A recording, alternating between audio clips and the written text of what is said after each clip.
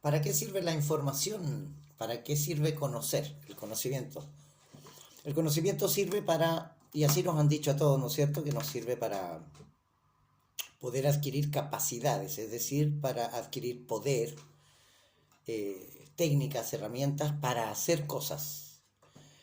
Y hay algunos conocimientos que hemos recibido durante 18 años, algunos, digamos, 24 años, 30 años, eh, con estudios desde chiquitito hasta la universidad, varias carreras, donde esa gran cantidad de conocimiento no se usa porque no se comprende para qué sirve el conocimiento, más que no sea para ser un obrero especializado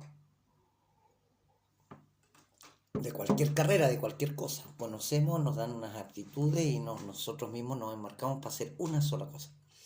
Pero cuando estamos en la práctica es donde entendemos que el conocimiento es para aplicarlo en algo, es que hay que comprenderlo. O la práctica te hace darte cuenta de que algo no está bien o que está bien.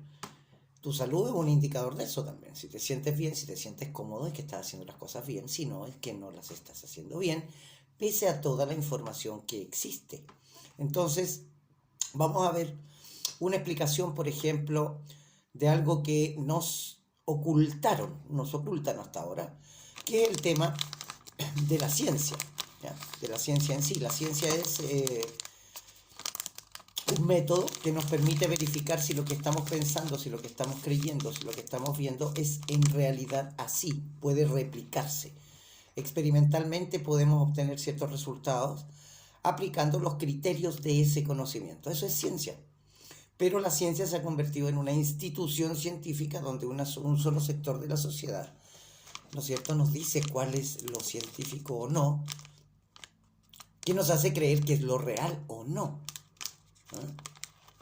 Bien, entonces todo lo científico es real y todo lo no científico no es real. Y eso es algo que es bastante no científico, porque el mismo método científico reconoce que hay una serie de factores, condiciones que no conocemos. Para hacer cualquier experimento tenemos que aislar ciertas condiciones, ciertos parámetros, para determinar cierta cosa pequeña, particular. Un ejemplo de esto: la ley de la relatividad de mi querido amigo Albert Einstein, persona que admiro y que hizo grandes aportes, agujeros negros, una serie de cosas. Entre las más importantes está su teoría general de la relatividad, que nos explica más o menos cómo ocurren los fenómenos en el universo, en la vida, en la realidad, a nivel macro, a nivel que se puede ver, grande, planetas, galaxias, constelaciones, nosotros mismos, ¿no? Ya en macro vemos lo que lo podemos ver, y todo eso obedece, ¿no es cierto?, dice, a interacción entre objetos ubicados en el espacio. La interacción de estos objetos, es decir, si estamos frente tú y yo, vamos a generar, ¿no es cierto?, ciertas cosas, ciertos fenómenos. Pero esto nos viene a explicar lo que no nos enseñaron en la física cuántica y que en el tiempo de mismo Einstein, un señor, digamos, que se llama Schrödinger, que hizo un experimento súper interesante con unos gatitos en una caja, donde no sabíamos si los gatitos estaban vivos o muertos, y en realidad estaban vivos y muertos, o una sola cosa, las dos cosas a la vez. Muy interesante, pero todo se queda ahí. Conozco el experimento de Schrödinger. ¿Qué nos quiere decir?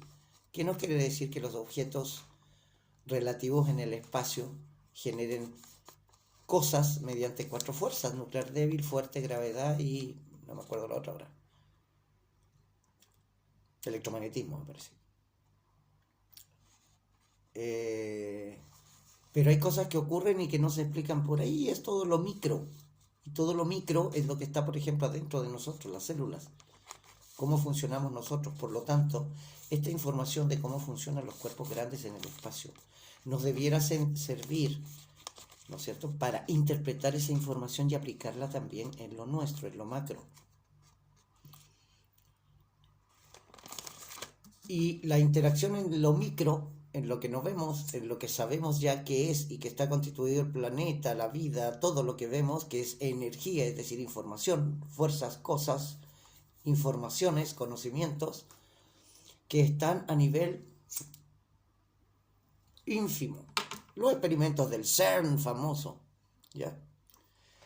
Y ahí es donde está la aplicación de la física cuántica, que dice lo siguiente, que no es la interacción entre dos cuerpos en el espacio los que generan estas cuatro fuerzas, ni pueden explicarlas. ¿Por qué? Porque los últimos experimentos, los experimentos que hicieron, sobre todo el experimento basado en Max Planck, que es un poquito más acá que Albert Einstein.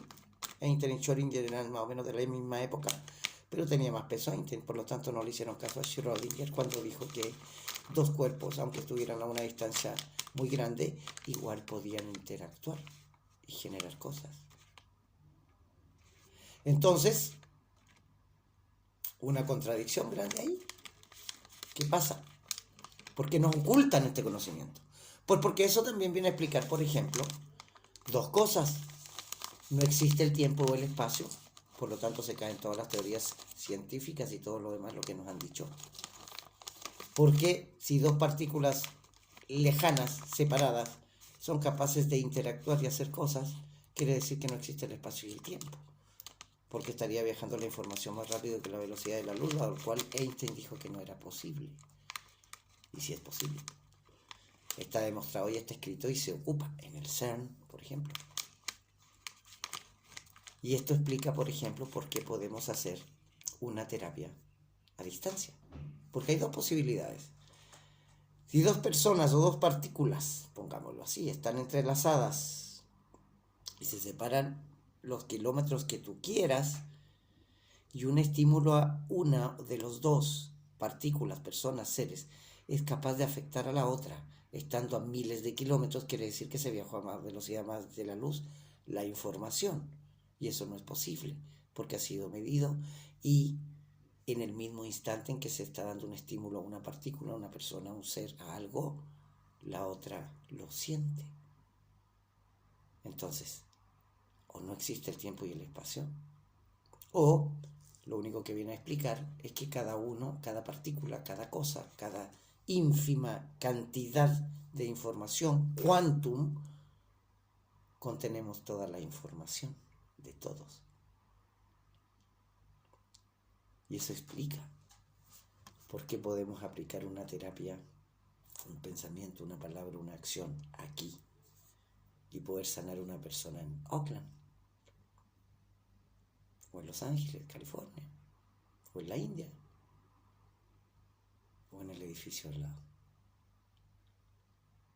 Es importante entender qué es lo que nos dice la información siempre para poder ser pilas, poder analizar y poder adquirir poder mediante la información.